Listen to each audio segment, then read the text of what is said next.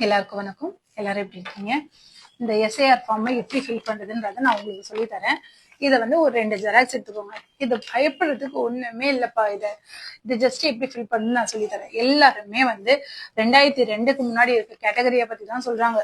நான் 2005க்கு அப்புறம் வர கேட்டகரி. அதனால எனக்கு எப்படி இந்த ஃபார்ம் ஃபில் பண்ணுறதுன்னு கொஞ்சம் கன்ஃபியூஷன் இருந்துச்சு. இப்போ நான் அதை கிளியரா பண்ணிட்டேன். அதனால அந்த கிளியரன்ஸை நான் உங்களுக்கு சொல்லி தரேன். இது எப்படி ஃபில் பண்ணலாம் வாங்க ஃபில் பண்ணலாமா?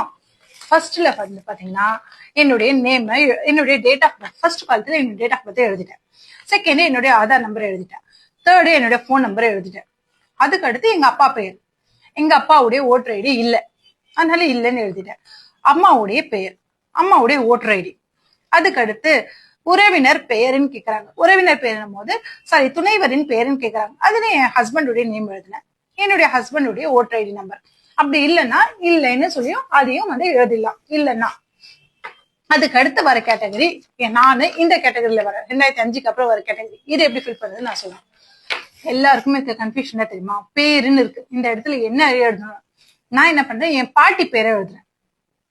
எங்க பாட்டியுடைய பேரை எழுதுறேன். இப்போ எங்க பாட்டியுடைய பேரை நான் எழுதுறேன். ஸோ பாட்டியுடைய பேர் எழுந்ததுக்கு அப்புறம் அடுத்த காலத்துல என்ன இருக்கு, பாட்டியுடைய உறவினர் பேருன்னு இருக்கு. பாட்டியுடைய வாக்காளர் அட்டை நம்பர் எழுதிட்டு அதுக்கு அடுத்த காலத்துல உறவினர் பேருன்னு இருக்கு. உறவினர் பேர்னா யாரு? இந்த இடத்துல ஒரு பெரிய கன்ஃபியூஷன் வச்சிருக்காங்க. யார் அந்த உறவினர் அப்படின்னு பாத்தீங்கன்னா, எங்க பாட்டியுடைய கணவரோ இல்ல அவங்க அப்பாவோ அவங்களுடைய பேர் தான் நான் எழுதணும். ஸோ அதனால நான் இங்க என்ன பண்றேன், எங்க பாட்டியுடைய அப்பா பேரு, வீட்டுக்கார் பேர், அதாவது எங்க தாத்தா பேரை நான் இங்க எழுதுறேன். அதுக்கு அடுத்து உறவு முறைன்னு கேட்டிருக்காங்க. உறவு முறைன்னா யாராகும்? யாருக்கு யார் உறவு முறை? அதாவது என் பாட்டி பேர் போட்டிருக்கல, என் பாட்டிக்கு நான் என்ன ஆகணும், பேத்தி. ஸோ பேத்தின்னு சொல்லி எழுதுறேன். ஓகேங்களா? அதுக்கு அடுத்து அதாவது எந்த தொகுதின்னு கேக்குறாங்க. ஸோ எந்த மாவட்டம் அப்படின்னு கேட்டீங்கன்னா வேலூர் மாவட்டம். அதுக்கு அடுத்த காலத்துல என்ன கேக்குறாங்க, எந்த மாநிலம் கேக்குறாங்க, தமிழ்நாடுன்னு போடுறேன். அதுக்கு அடுத்து என்ன கேக்குறாங்க, எந்த தொகுதி, சோழிங்க தொகுதின்னு கேக்குறாங்க. இந்த கீழே பாருங்களா, அந்த இடத்துல வந்து பாகம் என்னன்னு இருக்கு, வரிசை என்னன்னு இருக்கு. இந்த இடத்துல உங்க பாகம் என்ன எழுதக்கூடாது. உங்க பிஎல்ஓ கிட்ட கேட்டு உங்களுடைய பாட்டியுடைய பாகம் என்ன, பாட்டியுடைய வரிசை என்ன எழுதணும்.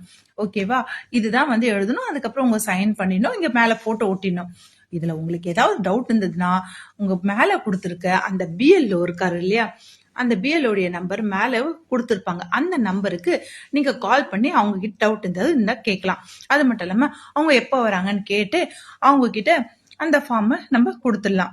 ஸோ அவங்க எப்போ வராங்க என்ன ஏதுன்னு சொல்லிட்டு. ஸோ எல்லாருமே வந்து இந்த ஃபார்மை நல்லபடியா ஃபில் பண்ணி அவங்க கிட்ட கொடுத்துட்டு சிறப்பா ஓட்ட போடுங்க. தேங்க்யூ.